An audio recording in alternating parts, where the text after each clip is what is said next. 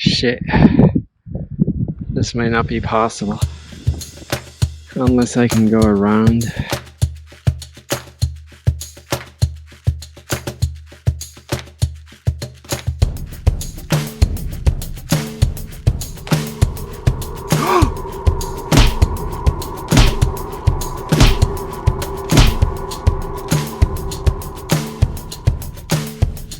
The Steens mountain range reaches almost to 10,000 feet.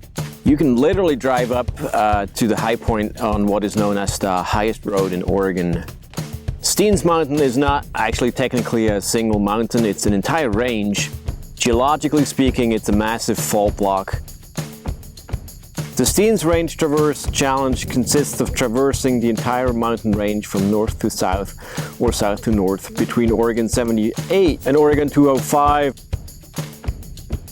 The route is approximately 75 miles long and it follows entirely the fault block's rim. Offers stunning views, is pretty much 100% off trail, really rugged, wild, slow and unique in every aspect. I made 2 unsuccessful attempts at this challenge over the last 2 years. Both times I started on the south end of the traverse, both times I failed rather miserably. As opposed to the last 2 times, the weather window was supposed to be perfect this time. We did set up our base camp on Albert Desert the night before, and Ursina dropped me off at the start early morning. It is 5 o'clock.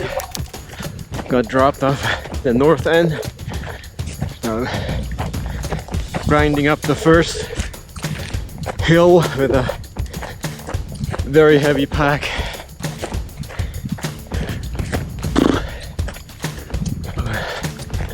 Nobody knows what this day is going to look like. Almost immediately I regretted that I didn't have gaiters. That cheatgrass got into everything on the first half mile already.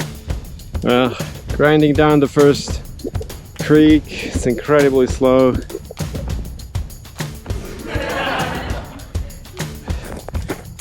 It is absolutely crazy slow, but I guess that was to be expected. Sagebrush is a killer.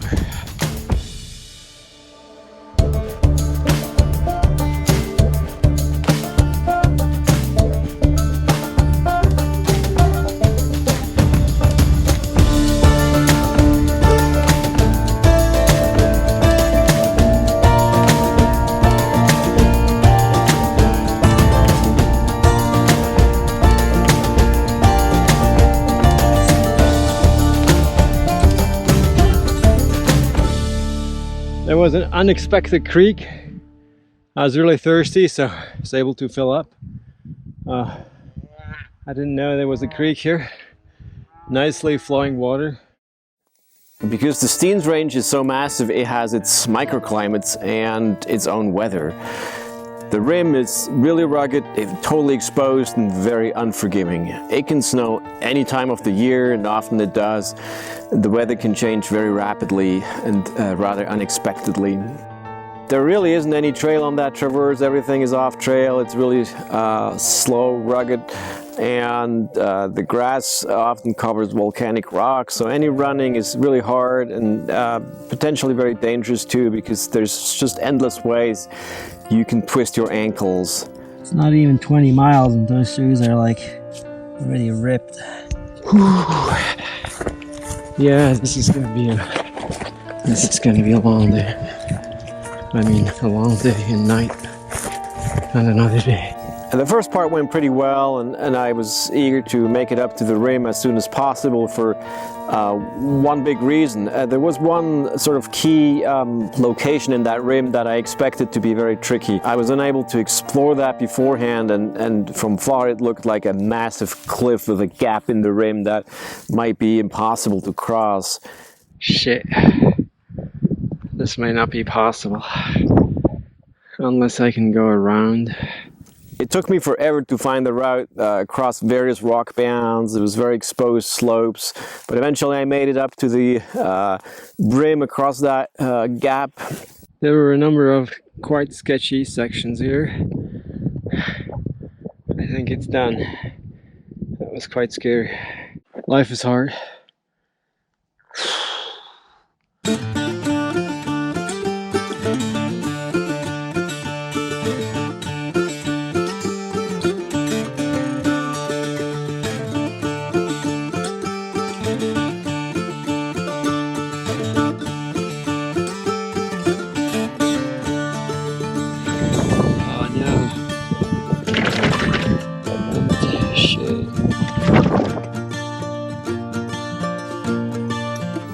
So I moved on. It was a little slow going through the night, but I moved on as fast as I could, and I looked forward to seeing daylight. Eventually that point arrived, as it always does, but it also revealed the entire section that I still had to do, that route that seemed to like never end, and it looked just impossible, as it very often does. It was way past noon when I reached the last few peaks, and I could actually, in the very far distance, see the Jeep and Orsina waiting at the finish by the road.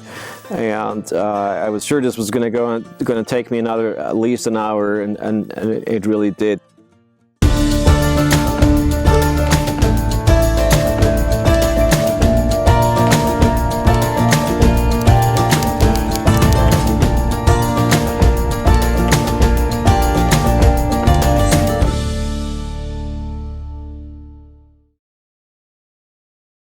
We drove back to base camp on Albert Desert, where I was finally able to relax and drink a beer, and then take another look at that entire route that once again from far away. And as always, like, you wonder, did I really just do all of that? And apparently, yes, you did.